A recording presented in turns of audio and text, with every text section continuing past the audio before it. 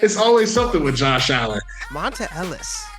The ball's on him, man. Give me Antonio Brown over Megatron. Jamar Chase is getting the touchdown record. From the tunnel to the court, to the buzzer and the whistle. Big plays, big swings, every shot, every dribble. First down, slam dunk, we track the whole scramble. Late game pressure, you know the whole handle. Stats in the notebook, heat in the discussion. When the crowd get loud, we cut through the rushing. On your mark, let it go. This is where the big moments show. Back and forth, run it back. Game Break Sports, we on the track. Game Break Sports. Welcome to Game Break Sports, where every play has a story, and that story starts here. We are back with another great episode. We have a lot of exciting news to uncover today. I'm here with my host, Luke. We've been having a lot of debates going on this week, man. How you doing? I'm doing fine. I made a lot of people mad last week. I made a lot of people mad, but that's okay. That's okay. I'm here to stand on business, like we've been saying since day one. So. Exactly. You know, one thing around here, we stay on what we say. So we're going to move directly into that conversation. Last week, we posted a poll with basically the best players in the NFL as far as like skill positions go, starred by guys like Josh Allen, Patrick Mahomes, Lamar Jackson, you name it. Those guys were on the list. And there was some controversy with that list. Luke, you want to start with this conversation, man? What's going on, man? What team did you end up going with? I guess so. Well, I picked Team A, which, by the way, ding, ding, ding, was the winner. That is what the majority of our followers decided would be the winner, which I knew. Team A had Josh Allen at quarterback. They had 67% of the votes. Team B had Patrick Mahomes. They ended up with 11% of the votes. And Team C had Lamar Jackson. They had 22% of the votes. Basically, last week I did say that I would take Josh Allen over Patrick Mahomes given the circumstances of the team he had. I do think that he had the better receivers, being given JSN and CeeDee Lamb, as well as George Kittle, best running back in the league, Bijan Robinson. And I'm still going to stand on that. If he has those guys, I'm going to take Josh Allen. Yeah. I mean, I respect that. I think a lot of people took your take out of context.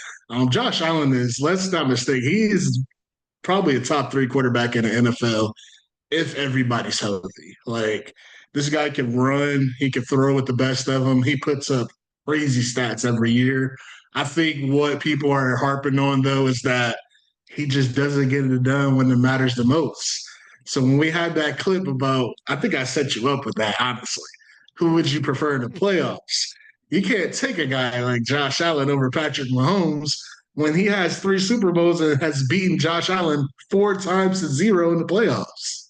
And I understand that. I definitely understand that. But what was getting on my nerve, what was grinding my gears was the defenses that I was getting on Patrick Mahomes. People saying that there was years that he won with Marquez Valdez-Scantling and Kadarius Toney as his top receivers. I'm going to fact check you right now. The year he won that Super Bowl, Travis Kelce and Rashee Rice were his number 1 receivers. It was Rashee Rice's first season. It was his rookie year. He had 900 yards receiving that year. The best weapon that Josh Allen's ever had has been Stephon Diggs, and that was it. People were saying, oh, he had one of the best running backs in the league. He had LeSean McCoy 1 year. It was the last year with the Bills, and that was it. Then he was out, and Josh Allen did not do well that year because why? It was his rookie season. Rookies don't tend to do great. I mean, look at Peyton Manning. 3-13 is his first season, but then he went off to do great things. So, yeah, I mean, I think a lot of people were talking about how it was like a meme going around how nobody on Kansas City could catch the football. You got to admit, Kadarius Toney, all of those guys, Juju Smith-Schuster, MVS, they were on that team. I know you said Rashee Rice, that's only one guy, but the rest of those guys were like dropping passes left and right. So I get what they were saying. Yeah, Travis Kelce, yeah, he's one of the best tight ends of all time. So they were led by the defense that year, though, too. And that was a year that I think the Bills might have had a pretty good defense then, too, but the Bills' defense over the last few years has just been lacking. But yeah, Josh Allen has had his fair share of great defense stuff. He's had his fair share of them. I think last year was the year to do it when Patrick Mahomes was out, Lamar Jackson was out, Joe Burrow was out. He had no like top quarterbacks in the whole conference in the playoffs. I think that was his year to do it, and he didn't do it. So I don't think, personally, I don't see Josh Allen winning a championship in Buffalo. I see him winning at least two. And At the least reason two. at least two, Wow. and that is because I think that them getting rid of Sean McDermott, even though I didn't like the move when it first happened, I do think that that may set them up for success. And I think them getting a guy like DJ Moore was just the start of what they can do over in Buffalo. And James Cook, he's got a great running back now too, and James Cook, who really just started to take off last year. So we're gonna really have to see how that offense progresses now with Josh Allen still in his prime, and if they can continue to upgrade the defense a little bit, I think they're set up for success. Yeah, I think they'll always be in the mix for a Super Bowl because they have one of the best quarterbacks in the NFL. I just don't think that he can be like the top guys in the playoffs when it matters the most. Shep, I get the he has James Cook, but trust me, he had Stephon Diggs 3 years ago, and that wasn't enough either. And I'm tired of people making excuses for this guy. I told you this last week. It's always something with Josh Allen. It can't just be, oh, he lost. it Oh, he doesn't didn't have matter. this, he didn't have that. It's Like, you're the best destiny. quarterback. It's You're the best quarterback. destiny. The Make it people right. of Buffalo deserve a championship, and Josh Allen's gonna bring them there, baby. Josh Allen's gonna get 2 Super Bowls for the city of Buffalo and wipe away those 4 years in a row or whatever it was that Buffalo didn't win the championship, even though they went to the That's great. Super Bowl. He's There's gonna that. do it. He's gonna do it, and then we Oh can my revisit the gosh. conversation. But as of right now, I will let everybody know. I do think Patrick Mahomes is a better quarterback than Josh Allen. Let's just leave it at that. Exactly. Let's leave it there. I think there's a famous saying. We'll end off on this saying. Guys ever watched Friday when the mom brought in the dollar bill and said Smokey was like, hey, this ain't enough. She said, make it enough. Josh Allen, make it enough. You're the best quarterback in the league. Get it right. Absolutely. We've got a lot more football coming in later in this episode, but there is one thing that happened in the league that I just had to comment on in the NBA. Monta Ellis, the ball's on him, man. He's crazy.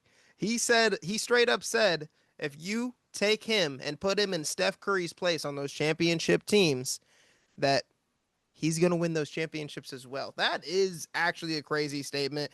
Word for word, he said, if you switched me and Steph out with the team that won the championships, it'd be the same thing. Now, I did a little bit of research, and this isn't the first time that Monta Ellis kind of claimed some credit for Steph's career, too. I found this clip from a podcast that he did last year. I'm going to edit it in here. Just go ahead and watch this. Like, he definitely would pay attention. And the things that I was doing, he paid a whole lot of attention to it. And he put that in his game. It was messy. He just came in a messy situation, messy environment. You had teammates who was talking stuff to the owners about what the players were doing at this time, this and this and that. So he came in, it was messy. We never knew that Steph was going to be this because Steph had ankle problems real bad. Like, yeah, so we never knew. Man, like, I forget about this. Yeah, that's crazy. We would be in the game, man. He'll pull up in the game because his ankle came out. So we didn't know what it was. And like I said, man, it had got so messy between the front office and all that, and then the player that was doing the BS, man. It was just, just destined to do. Now, Shep, I mean, what do you think about, Monta Ellis saying this about Steph? I think it's jealousy, a guy that he kind of grew up with, and he might have mentored Steph. Let's not mistake, Monta Ellis was a great player for the Warriors, for the Bucks. He had a stint somewhere else too. I just can't think of the other team, but he was a guy that could get you 20 points per game. It's not like somebody that was trash saying this. So I don't want to disrespect Monta Ellis's name. I think he averaged 20 points multiple years in his career. So he was a good complimentary piece, but we're talking about Stephen Curry, Wardell Curry, the guy that people are putting in their top 10 of all time. You can't just replace him. Like, nobody can just come in and do what Steph does. He has so much gravitational pull. No player in the NBA can, like, transform a defense like Curry. Curry changed the game. So for him to say that take was crazy. He must have been like, drunk or something. He had to be. He had to have been, man. No, I honestly couldn't have said it better myself, man. You cannot replace Steph Curry. And I did a little bit of research into this too, because obviously Monta Ellis, he was a dog, and he was an Indiana Pacer for a couple of those years. I got some respect for him. Oh, that's what it was. He was an Indiana Pacer. I got some respect for that too. But he didn't average, weak numbers. He in his entire career he averaged just under 17 points per game, just under 5 assists per game as well too. So those aren't horrible numbers, especially when you're playing in the early 2000s as well. Those are good numbers. What I did know and find out though is that his best 2 seasons were 25 points per game, which is pretty great, and 24 points per game. Those 2 seasons happened in 2009 and 2010, which happened to be the first 2 years that Steph Curry was drafted. So why do you think his numbers were so good? Because he didn't have to be double teamed on that Warriors team anymore. Steph was taking people off. Steph finished second in Rookie of the Year voting his first year out there. So everybody when they played the Warriors, they knew it wasn't just Monta Ellis anymore. They had this young guard that was good like Steph Curry. And when you have to take care of a Steph Curry, it's going to leave Monta Ellis to score a little bit more. Oh, for sure. Yeah. Curry, if you guys remember, he came to the NBA with a lot of injury problems. Early in his career, he had like the ankle issues. If you ever seen like the Stephen Curry shoe for Under Armour, you notice how tall it is because his ankles always had issues. So it just took him some time to get acclimated in the NBA, get his body fit for the NBA. He killed at Davidson. Everybody remembers that NCAA run. He had LeBron James on the sideline. Like to get him out for an NCAA game, you had to be like that. So, for Monta Ellis to say that was overboard. He could have said somebody like Klay Thompson, but even like Klay Thompson, I would take over Monta Ellis 100%. 100%. So Steph Curry changed the game too. Monta Ellis didn't change no game. He played a similar game that a lot of other guys did. Again, respectfully, I think Monta Ellis is a fantastic player, but Steph Curry leads the league in all-time 3-pointers, and nobody's going to touch that record, at least for a long, long time, if anybody ever does. I know when LeBron broke Kareem's record, nobody thought someone would break it. So maybe someone comes along and breaks it. But a lot of people don't like take into consideration that like Curry is just a natural born leader.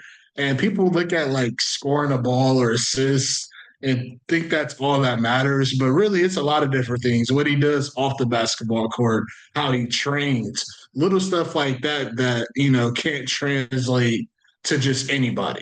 So Monta Ellis is a great complimentary player. Like I said, I don't think he was ever like he could be the best player on your team, on a championship team, but he could be he's an all-star for sure. He could be an all-star. I don't know how many all-star appearances he has, but he has the numbers to back him up. Yeah, I'm not totally sure how many he has either, but he obviously he definitely was a really good player for a while there. But sure. I don't know. Monta Ellis, when you're talking about a player like Steph Curry, who's going to be by the time his career is over, probably top 5 all-time players, you gotta calm down. Gotta relax. You gotta calm down, man. You gotta calm down. Yep. Speaking of calming down, I really can't calm down actually right now because they just named the starter out in Minnesota. Kyler Murray. I think a lot of people thought that was going to be like a quarterback controversy. My thought on it was they aren't going to bring a guy like Kyler Murray in and make him compete for the starting job.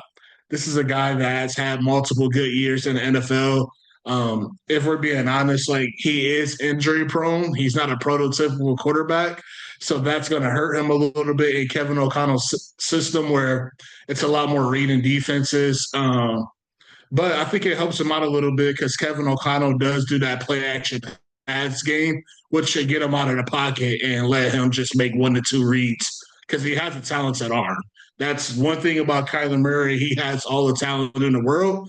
I just don't know if he could translate that into like reading defenses. He's already at a disadvantage with his height. So what's your thoughts on that? The Minnesota Vikings naming Kyler Murray the starter for the Vikings. Yeah, I knew that was going to happen. You don't bring in a guy like Kyler Murray if you're not going to start him. They obviously don't trust JJ McCarthy to, his entire ability yet. There's still some work. He's got some work to do under a veteran quarterback, which Kyler Murray is. But Kyler Murray is also young. The injury thing is a huge factor, but you're going to get injured when you're a small runner like he is. I mean, straight up, the dude reminds me of Road Runner when he's running the ball. Like he is crazy fast. He's small, but yeah, he's definitely going to be an upgrade. I am very curious to see how he upgrades Justin Jefferson's game, if he does at all, from where JJ McCarthy had him last year. And I wanted to know your opinion. Oh, that's a no-brainer.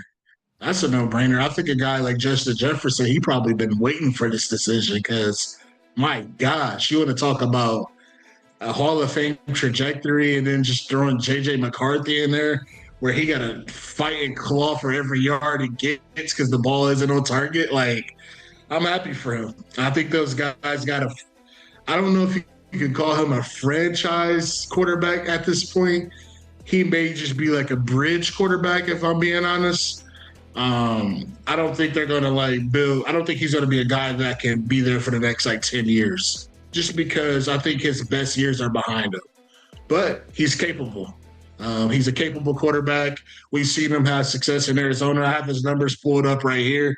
He's had multiple seasons where he had 25 plus passing touchdowns. In 2020, he had a 94 passer rating. In 2021, he had 100.6. So he's the guy that's proven to get it done. He's played in a tough division his whole career. So I think that has played a factor into his, where his numbers look like as far as win-loss record. But he's a capable guy. He's a top 20 quarterback when he's healthy. Gotcha. Yeah, he is. I mean, yeah, he's a capable guy. And I do think that it'll look night and day from how it did last year with Justin Jefferson getting the ball thrown to him from JJ McCarthy, but also I'm forgetting his name off the top of my head now too. One of the backups that they had who was just atrocious. Carson Wentz. No. It's okay. I'll look it up here in a minute and I'll figure out exactly who it was. But yeah, and the fact that he still got over 1,000 yards, obviously that's pretty good for Justin Jefferson. It's just years prior, he obviously was expected to do much more. I did actually do some research on Justin Jefferson in general, and there was one other season that looked like this, and it was actually the season that Kirk Cousins went down with that torn Achilles. Halfway through the season as well. He had just over 1,000 yards in that season as well. So I do think that the argument against Justin Jefferson having a season the way he has before is that when he's had those seasons, it's always been Kirk Cousins, who is primarily a passing quarterback, not a runner. And the fact that they're going to introduce this new offense with a running quarterback in Kyler Murray, that's going to shake things up a little bit. Now, I do think that it could go one of two ways. Justin Jefferson could just have a little over 1,000 yards each season, solid years, but nothing that's keeping them in the top 3 conversation anymore because of that, or because they're breaking out and they're running the football a little bit more between him and Aaron Jones and possibly another, hopefully up and coming running back here soon, that it's going to open up the field a little bit more for Justin Jefferson, Jordan Addison to be getting the ball more. Also, Kyler Murray loved Trey McBride. So he's going to be targeting Hawkinson more than people expect. I'm calling that right now. Oh, yeah, for sure. I could see that. I think a guy like Justin Jefferson, he doesn't need the best quarterback to be a top 3 or wide receiver. He just can't have the worst quarterback. My gosh, JJ McCarthy was the worst quarterback last year in the NFL. It was bad. And I feel bad for saying it because he kind of was a rookie last year because his first year he missed the entire year. So it's really like his first year, but gosh, that was hard to watch because Justin Jefferson, this is a guy that if he retired today, he might be a Hall of Famer. That's how good he is. Wouldn't be first ballot. Yeah, we'll talk about that later.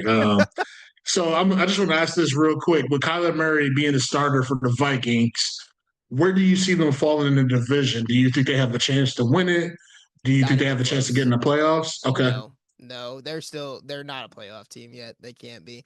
I said this last year. I thought they were going to finish last in their division last year, and everybody was like, "What? Are you kidding me? They still have one of the best rosters." It doesn't matter when you don't have a solidified quarterback. Let's take the Colts for example. As a Colts fan, a little bit biased, but they've had one of the best rosters in football for several years, but they've been one quarterback away from making the playoffs for probably 5 or 6 years. So when you don't have a solid quarterback that's going to stay healthy and is going to take your team to the next level, it's a night and day difference, 100%. Yeah. So I see agree. them finishing last. I think that this division, I do think that I'm up in the air between those three other teams, honestly. The Lions, Bears, and Packers, it's going to be a dogfight, but I just can't put the Vikings up to their standard. Only way the Vikings can make the playoffs is if, for some miraculous reason, every team in that division makes the playoffs because they have all 3 wild cards, which we've seen before, but I just don't see it happening. Yeah, no, not the NFC. It's too many good teams. Exactly. I think they have a chance to make the playoffs. That may be a bold take.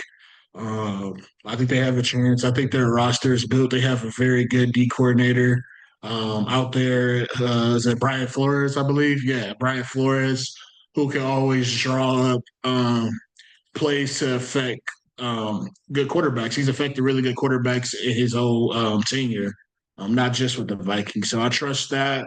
They have guys on the offensive side, Jordan Addison, T.J. Hawkinson, like you said. I think they got Jalen Naylor, if I'm not mistaken. He just left. Or no, he got traded, didn't he? Yeah, he signed, I think, with the Raiders, actually. Raiders. They got Jawan Jennings. That's who it was. They picked up Jawan Jennings for the 49ers. Jawan Jennings. He's going to be a huge addition, to be honest. So they have the weapons out there. Kyler Murray just has to be able to get it to the right guys. And like I said, Kevin O'Connell is one of the best coaches in the NFL. I know his record last year, he kind of got taken out of the talks, but he's a really good coach. If you can turn a guy like Sam Darnold around, and we all like Sam Darnold now, but let's not forget, he was bad. Probably one of the worst busts in the NFL history. Yeah, so absolutely turned his career around. Mm-hmm. But also, Sam Darnold didn't have a receiver like JSN, did he? Oh my gosh, let's not go there. Dude. we won't get into this. I'm not even gonna start that this time. Jettas and JSN, they're like the same level, man. They're this and this, in my opinion. I can respect that. But to say JSN over him is crazy. Man, it was 2 videos we posted this week that I was getting roasted on, and that was one of them. JSN and Jettas, it's a conversation, man. And that one I'm much more firm on than the Josh Allen and Patrick Mahomes. JSN is number 3 for me, and Jettas is right below that. Right below. Yeah, that's crazy. That's crazy, bro. He'll remind you this year why he's the best. Because if I'm being real, I hope so. If I'm being real, you want Jettas to succeed. For sure. Yeah, I mean, he's topped at his very best. He could be the best receiver in the league. If Kyler Murray can play top 15 level, he will be back to number 1 in the NFL. That's going to be really tough. Jamar Chase is shooting for 23 touchdowns this year, man. If Joe Burrow can stay healthy, Jamar Chase is getting the touchdown record. I'm saying that right now. And then you've got Puka. Okay. I would take my chances on Kyler Murray being the top 15 quarterback than Joe Burrow staying healthy for a full year. Well, that's just the realest. That's the realest thing ever, bro. I'm sorry.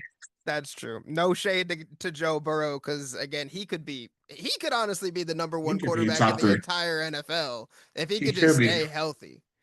But dude, for sure, the dude gets injured every second he gets a chance. It's crazy. Yeah. If you're serious about fantasy sports or sports betting, you've got to check out Rotobot AI. Instead of spending hours digging through stats, injury reports, and matchup data, Rotobot AI does the heavy lifting for you.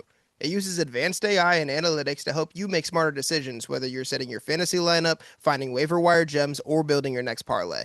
The app analyzes trends, matchups, player performance, and a ton of other data to give you some of the most logical, data-driven recommendations possible. It's like having your own personal sports analytics team right in your pocket. And the best part, you can try it completely free. Just head over to Rotobot AI and use promo code GBREAK to get a free 1-week trial.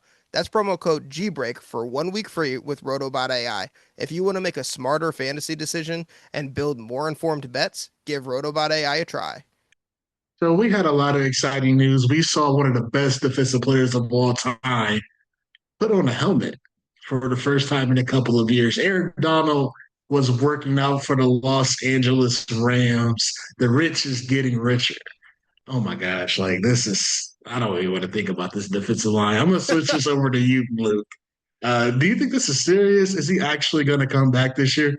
Man, this is insane. Aaron Donald joining the Rams. This is great because it's not about if at this point. It's about when. He put on a helmet. He wouldn't be doing that if he wasn't serious. And he knows that he's gonna have to do minimal work in order to still be one of the best defensive players and win another championship with the Rams. And he wants to solidify his Hall of Fame career a little bit more. So I would do it. I think he's definitely gonna do it. I think he's gonna rejoin the Rams halfway through the season. And this roster that they built is similar to what I'm feeling like what a Dodgers roster in the MLB is. I mean, it is absolutely loaded. It is absolutely loaded. For sure. I don't want to look at that sighting, seeing Myles Garrett off of the edge, Aaron Donald push in the pocket. I feel bad for the NFC. I'm going to just start there. I saw a clip where I don't know if it was an AI. I'm going to be honest with you. But they were both on the field at the same time. That pocket collapsed in less than 2 seconds. And I'm not joking around. From both sides that they came from. So it's going to be rough out there if he actually comes back. I think still to this day, Aaron Donald at what he is right now is probably still better than 95% of the D tackles in the NFL. Most definitely. Absolutely. And you got to remember, too, that not only are they going to be chasing you, but you're going to have to hope that your number one wide receiver can shake Trent McDuffie in the amount of time before they get to you. It is going to be horrible to play the Rams defense.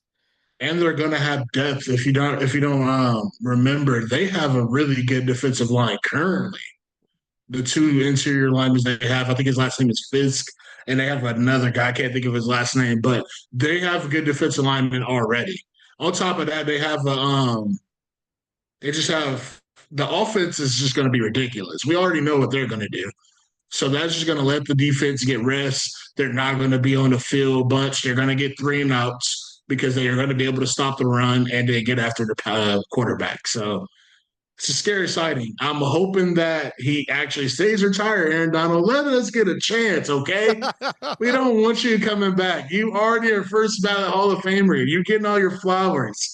Like, do you really need to come back? No, I think it's good for the NFL for him to come back. Like I said, he's one of the best players of all time. If I had to rank him, he's top 3 at least defensive players of all time. I would agree with that actually 100%. He's a freak of nature. And maybe the only thing we can hope for with the Rams is that Matthew Stafford gets more tired than he did last year because he's getting old and he's going to be on the field the majority of the time. Because if you're an offense playing that defense, holy cow, good luck. Yeah. Good luck. Yeah, well, I mean, sticking with the NFL, we do have, I mean, by the time this video goes up, Hall of Fame game is passed. We're into week 1 of the preseason.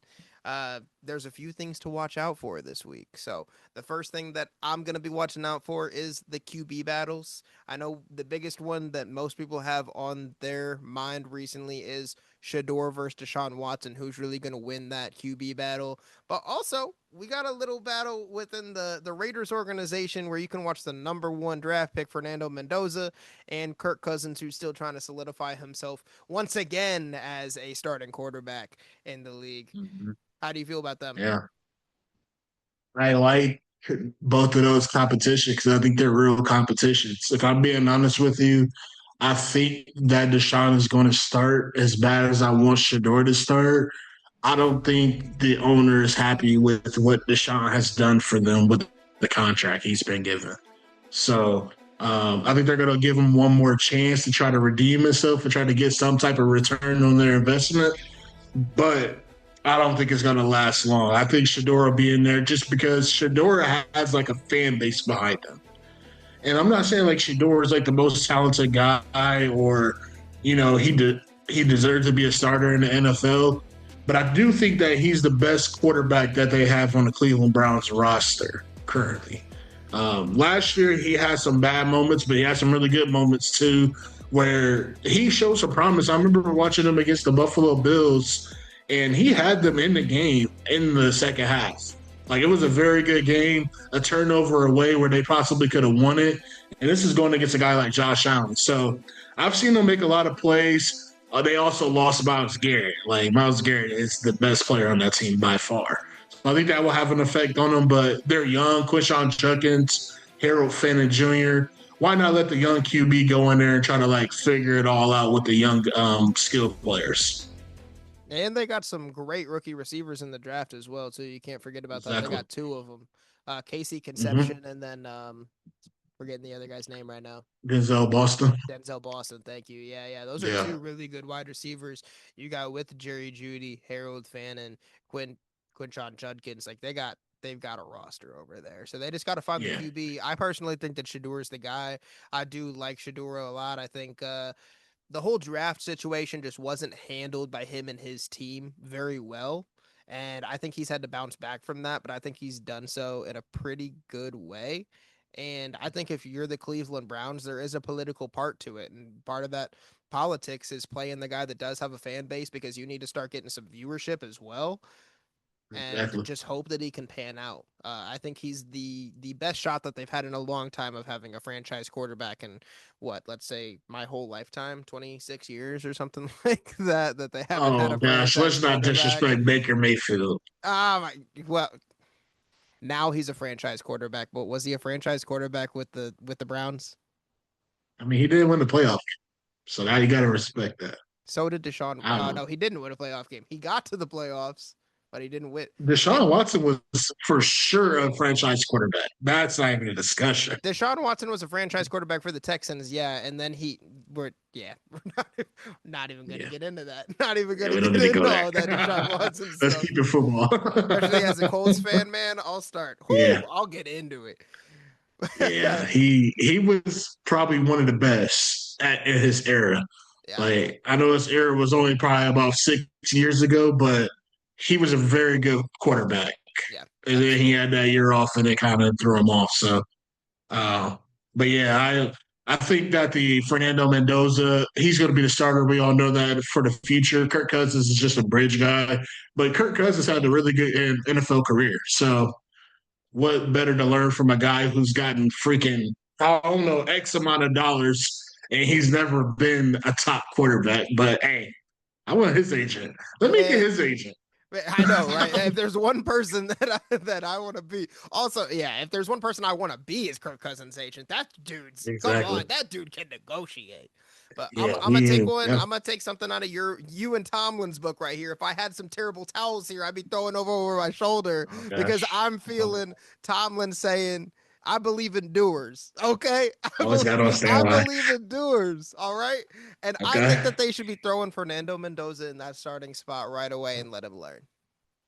Let him learn. Me too. I agree. He is one of the smartest guys. As an IU fan, watched him all year last year. I did watch him a little bit the year prior as well too when he was it was Cal.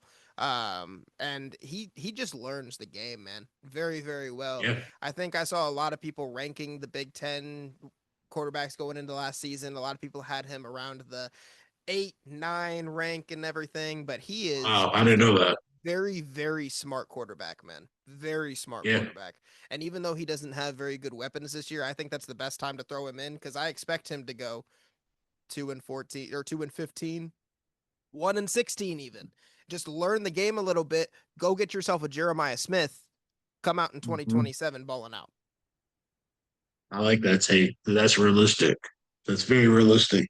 Max Crosby is very happy with what the Raiders have done this offseason. So you have a defensive cornerstone already, so just go build up your offense. Get some weapons around Fernando. You'll be fine. I know the matchup I'm looking forward to. I could never go a whole episode without mentioning my guys, the Pittsburgh Steelers. We play the Green Bay Packers this week. Actually, we play them the day that we're going to drop on Thursday. I'm looking forward to the QB battle there. I know Aaron Rodgers is going to be the starter for the 2026 season, but I'm looking forward to see Drew Allar and Will Howard go back and forth because we Absolutely. took Drew Allar. You're looking What's at a that? couple quarterbacks that are going to be competing for a starting job there in just a season. We all know this is Aaron Rodgers' last season, Exactly. Right. unless he wants to change his Exactly. mind again. This is his last year. You So never know with A-Rod. yeah, exactly. The Steelers got to figure something out with who their starting quarterback's going to be. And honestly, I like Aller a lot, but maybe that's just because I haven't seen Will Howard since he played at Ohio State.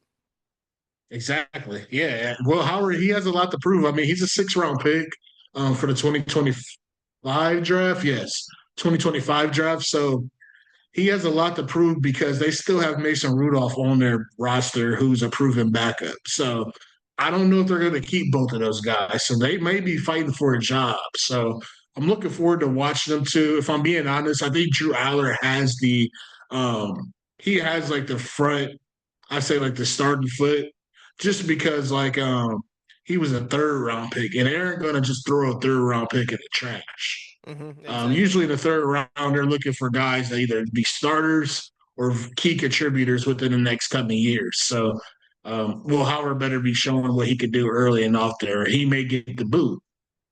Exactly. I 100% agree with that. So other than that, I'm looking forward. This is just a personal favorite. Zachariah Branch out in Atlanta.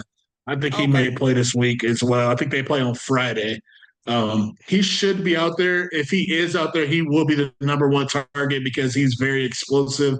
He gets in and out of his breaks. If you remember him at USC, he was the guy that take all the freaking kick returns and punt returns back for touchdowns. He's a beast. So I'm looking forward to seeing what he can do not only on the receiver side, but in special teams. I do think I remember saying that he is playing because I don't think I'm positive Drake London's not playing, and I think that Kyle Pitts isn't playing either, so he should be the #1 receiver down there. And he should be getting a good chunk of playing time, at least in the first half. I would be getting him some because he's one of those receivers that he still needs to prove himself for sure because he's in that like second tier. He's not the Carnell Tate, Jordyn Tyson, Mekhi Lemon guys. Like he wants to prove himself, just like the couple guys in Cleveland as well. So I actually have on here the stuff that I want to, or the players that I kind of want to watch this weekend would be some of those guys drafted in the top 10. I'm really looking forward to seeing Jeremiyah Love's first snaps with the Cardinals because it has been confirmed that he is going to play at least a little bit this weekend. I believe I'm excited to see Carnell Tate and Jordyn Tyson as well. Probably because I've got both of them on 2 different dynasty teams, so really hoping they pan out for me. But I just think they've been looking good in training camp. Yeah, they have. Exactly. And I don't know. I think that some of these receivers from this year are just going to be some of the faces of the league coming up soon. I think the draft this year for the receivers, they thought it was a down year, but I think it's going to be some surprising guys. Like you said, Jordyn Tyson with Chris Olave, that may be a duo for the future to look out for.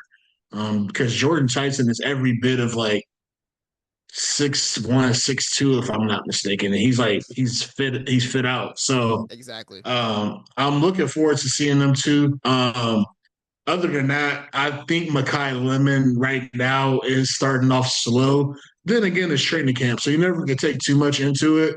I think right now they have him as 5th-string receiver. But you remember we talked about this on the last episode where they got a guy like Hollywood Brown. They got a guy like Dontavian Wicks from the Green Bay Packers. So those guys have been starters in the NFL. So I knew it wasn't going to be an easy route for him. Not on top of that, like I told you, he's not a natural X receiver. He's more of a slot guy in the NFL. Mm-hmm. So he got his work cut out because we all know the #1 guy there is Smitty. That's without a doubt. Exactly. Yeah.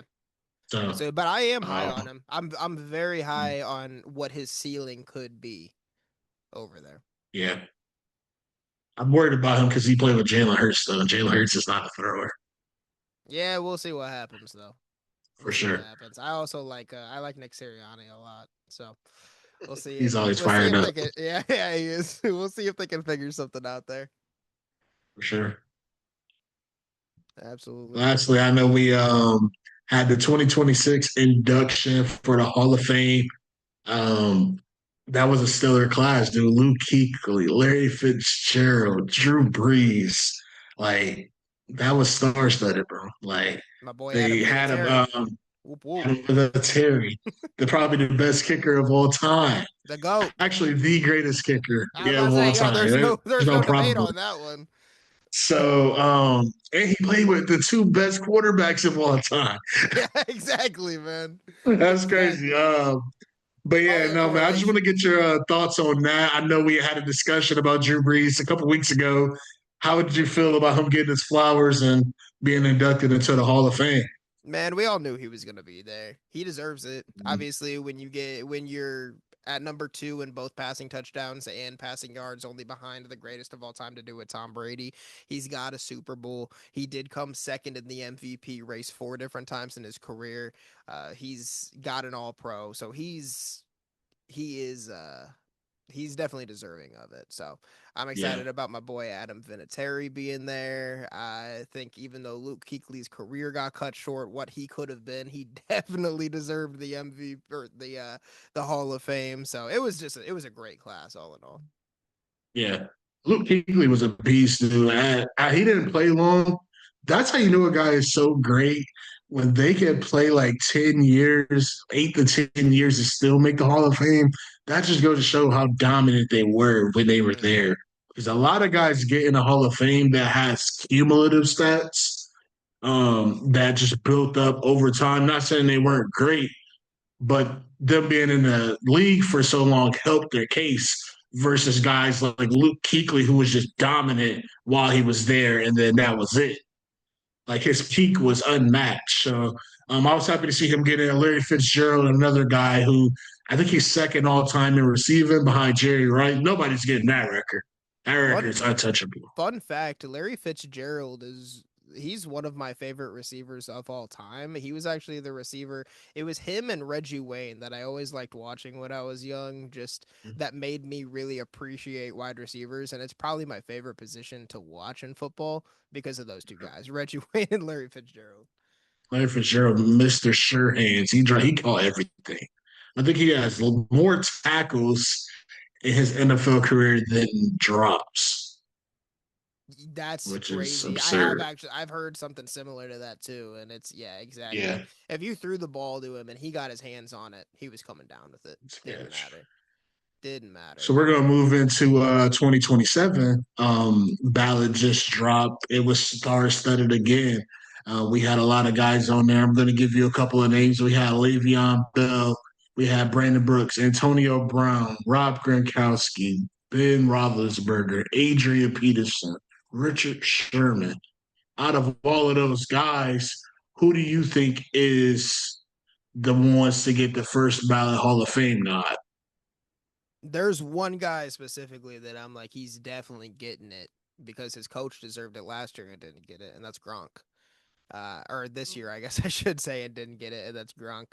I mean, over 9,000 receiving yards, 92 touchdowns, but more importantly, the best tight end probably in all of football ever with Ever. Yeah, 4 he Super was. Bowls and played with the greatest quarterback of all time. It's when you think of the receivers that Tom Brady had, you obviously think of Randy Moss, but that was early in his career because later in his career, you think of Gronk. Gronk was his number 1 guy, so much so that he followed him and won another Super Bowl with him in Tampa Bay. So that's my guy that I'm like, if anybody is absolutely 100% making it as a first ballot Hall of Famer, it's him.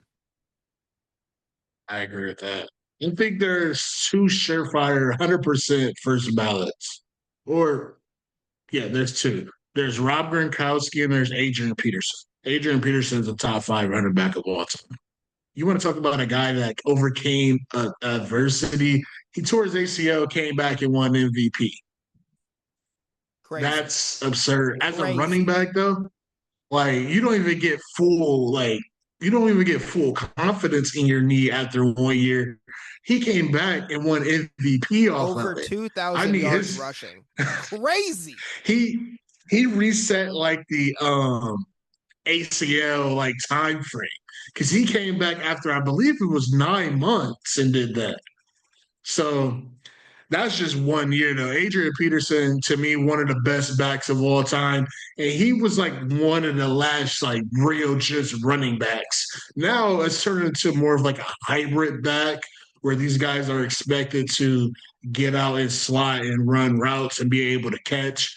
Now, Adrian Peterson was good enough where you could just hand him the ball. That's it. He was that dominant. So I think him, Rob Gronkowski, they are two of the best players in their position of all time. Those two for me are for sure getting in. Did you have anybody else that's in mind that you think are getting in? Yeah, so those were the two For first surefire ballot? ones I thought as well too. I think if anyone else deserves it too, I do think Ben Roethlisberger. He obviously had a hell of a career. I mean, over 64,000 passing yards is what he had. He had 418 total touchdowns. We're talking Rookie of the Year in 2004. Got a Super Bowl win as well with a phenomenal roster. Played with guys like Hines Ward, Santonio Holmes. Old Ben got Steelers. 2 Super Bowls. Big Ben does have 2 Super Bowls. Yeah. Absolutely. He Big Ben, he won, I think, his second year in the NFL, which is crazy. In 2005, They went like 15 and about that. Yeah. But I think a lot of people forget that because he was ran by his defense during that time. If you go look at our intro, watch it in full, that was Ben Roethlisberger's best moment in his career when he threw that touchdown to Santonio Holmes in the corner against the Cardinals. That's one of my favorite plays of all time. That was a couple of my favorite plays of all time happened in that Super Bowl. Yeah. Larry Fitzgerald was in that Super Bowl. He ran like a 60-yard touchdown.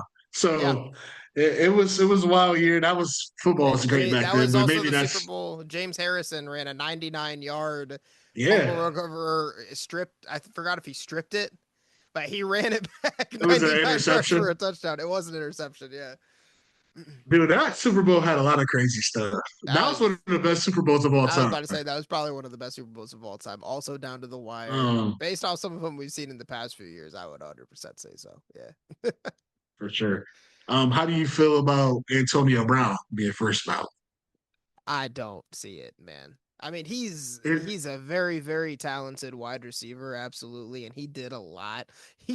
He definitely tarnished his career with some of the stuff that he did. Some of the, not even talking about the stuff he's done off the field, even just the team jumping and his attitude makes it's less of like a does he deserve it based on the numbers standpoint to me. And it's almost like, are we going to reward this for all the kids that we're seeing watching like players play and what they did in order to still end up being rewarded with like first ballot Hall of Famers and everything? I don't know. I guess it's a moral thing for me at a certain point, but just teaching kids that they don't necessarily have to listen to their coaches and they can still be one of the greatest of all time. I don't know. Man, welcome to the NFL, bro, where you can get away with that if you're good. That's true. Let me give you a little bit of numbers here, bro. This is Antonio Brown right here. 2013. He has 2013, he had 1,499 yards. 1,499 yards. Let's just round it out to 1,500. 2014, he had 1,700 yards. 2015, he had 1,800 yards. 2016, he had 1,300 yards. 2017, he had 1,500 yards. 2018, 1,300 yards. That's the best stretch ever. Any receiver. I'm not throw him disagree. out there. No, I'm not going to disagree. Throw him out there. Antonio Brown is a first ballot Hall of Famer. He has the stats to prove it, bro. In his era, he was the best, bar none. I know guys are going to throw out Larry. Give me Antonio Brown over Larry Fitzgerald. Yeah, I said it. Yeah, I said it. Give me Antonio Brown over Julio Jones. Megatron, give me Antonio Brown over Megatron. Wow. Yeah, I said it. This dude is a beast, bro. He's 5'10", 170 pounds soaking wet, and he's getting busy. It don't matter who's on him. He's the best out there. That has to matter. All the guys that they're comparing him to are guys that are 6'3" or above, 215 pounds, and they run a 4.3. Megatron was 6'6", freaking ran a 4.2. Yeah, of course he has some God-given abilities. Antonio Brown has things he had to work for. That's why I think he's the best of all time. That matters to me. What's your thoughts on that? The best wide receiver of all time? Not the all time. Outside of, I'm saying in his era. Okay, I got you. Because you said best of all time. And I went, whoa, wait a minute.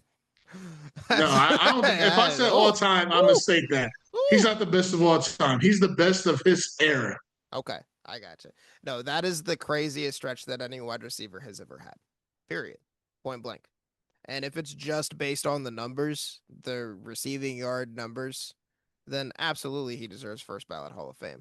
I just think that what he did later in his career kind of tarnished his career a little bit to where people like me sometimes forget exactly what he did in those 5 or 6 seasons in a row because of his later seasons and also some of his off the field happenings as well. Honestly, if we're being completely honest, he was never the same after he took that hit from Vonta's Perfect. Let's just be real. Yeah, that's facts. Maybe we've got Perfect to blame for that. Honestly, bro, the Steelers had the best trio probably of all time. Le'Veon Bell, Ben Roethlisberger, Antonio Brown. I know they didn't have a Super Bowl together, but talent-wise, bro, they're up there. Le'Veon Bell was the best back in the NFL for a few years in a row, or in that conversation. Antonio Brown, we just went through his numbers. He was the best. Big Ben, he was never the best quarterback because he played with the best quarterback of all time in his era. Tom Brady, Peyton Manning, even guys like Aaron Rodgers. Quarterbacks were great during that time. But Big Ben was a top 5 quarterback multiple years. So, or Drew Brees, I forgot him too. So there were some years where Big Ben was in there and he didn't have any all pros to show for it because I just went through all of those guys. But man, the Killer Bees were something to watch, bro. They were special. Yeah. And in my personal opinion, too, I actually think that Phillip Rivers would have probably gotten the Hall of Fame if he didn't go back and play for Indy this past year. Big Ben's better than because he would have been eligible. 100%. And that's what I'm saying is like Ben deserves to make it his first year because I think that Rivers would have made it this past year, like this one that just passed if he didn't go back and play for Indy last year. Do you think Phillip Rivers would have been a first ballot? I think he would have, yeah. I don't think so. Because Phillip Rivers his to me, career numbers show it kind of similarly to you just went over Antonio Brown's career's numbers. Right. He just could never get it done in the playoffs. And that's because he had to always be against quarterbacks. He had to go against either Ben Roethlisberger, Peyton Manning, or Tom Brady every single year in the playoffs. Are you kidding me? Yeah.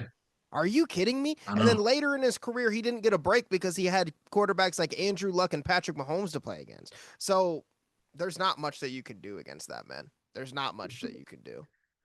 I know people would be like, just play better. Quarterbacks of all time. Yeah, it doesn't matter, man. He had some of the best wide receivers to throw to. Keenan Allen is one of my favorite wide receivers of all time. That dude's numbers are absolutely insane. He had Antonio Gates, arguably, again, one of the best tight ends of all time. Vincent Jackson. He had a really good roster. If Phillip Rivers deserves to make it, then Ben Roethlisberger does too. Obviously, that core, I'm not even going to disagree that it may be one of the best threes of all time. That'd be a great conversation to have at another time as well. But obviously, all three of them are up for Hall of Fame at the same time. Exactly. So we'll just have to see what happens. But there is one Hall of Fame that's what's up? I got one more real quick. Oh, yeah, Richard Sherman, he might get in. Richard Sherman he had an era where he was the best corner in the NFL.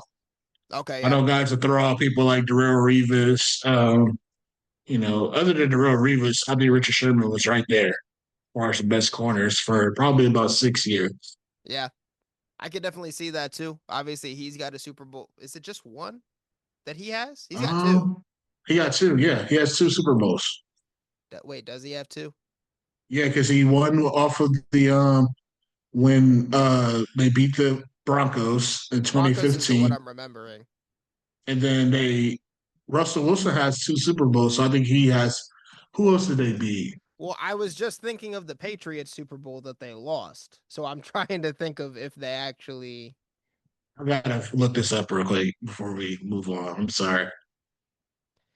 Yeah, because I thought that he had 2 as well, but I don't want to say. No, he's only got 1. So it was because of it. The reason why we think it's 2 is because that atrocious Super Bowl loss that they took to New England. Because they beat the Broncos, but they lost to New England the year prior, actually. Yeah, you're right. Dang, But he does either only way, have one. he does have a Super Bowl win. He is one of the most accomplished corners of all time, so I could definitely see that as well. I just think that when you have a guy like Bill Belichick not get first ballot Hall of Fame, we really have no idea who's going to be able to get it. So there's only 2 solidified guys for me, and if there was a third, it has to be Big Ben. I can respect. Hey, I'm all for that. You know that. I know you are. I know you are. But there is one Hall of Famer that's been on my mind recently because we did just have the Hall of Fame inductions this past weekend, and this guy, if you haven't seen this already, Adam Vinatieri, didn't realize he was this funny, but I just want to brighten your guys' day a little bit. So take a look at this. Hey, Pat McAfee's here in the crowd today. Great to see you, brother. The only person who enjoyed holding my balls more than my wife.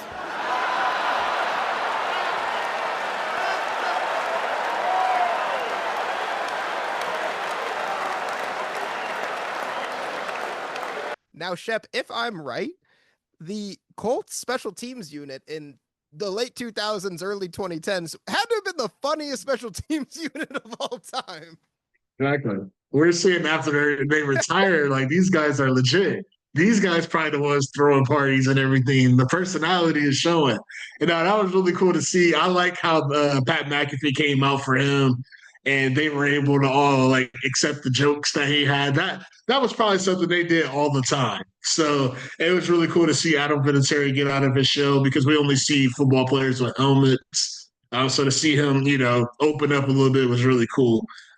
Like you said, the best kicker of all time. So exactly, best kicker of all time. One of the best punters probably would have been.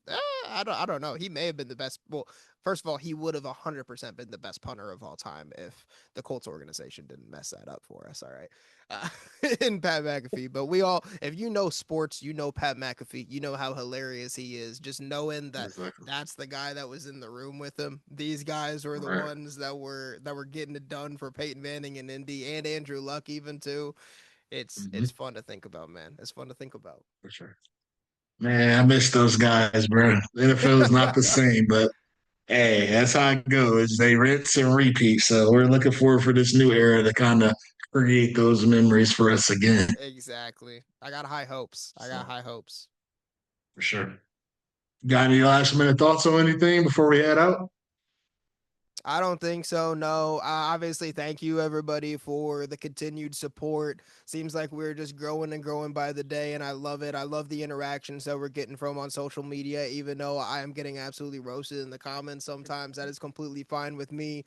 Everyone may not agree with my sports takes, but I'm here to stand on business. I've got some facts to show for the things that I say. So, but just remember, like the video, subscribe, follow all the socials that you're seeing below as well. We post clips daily. We post our pods every Thursday, and we will be starting to go live on TikTok soon too. So don't miss those as well.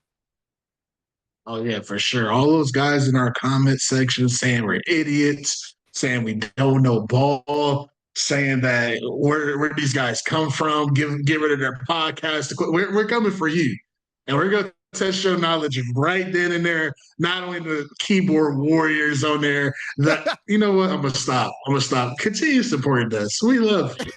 No, please come back. I'm gonna continue with that. Actually, if you really think you know ball more than us, you need to follow our TikTok because we're gonna be going live each week, at least one night, maybe Thursday, maybe Friday, maybe even a Saturday. Who knows? And we'll let you into our live a little bit, and we'll debate with you. Exactly. Who cares? Let's see how much you actually know ball.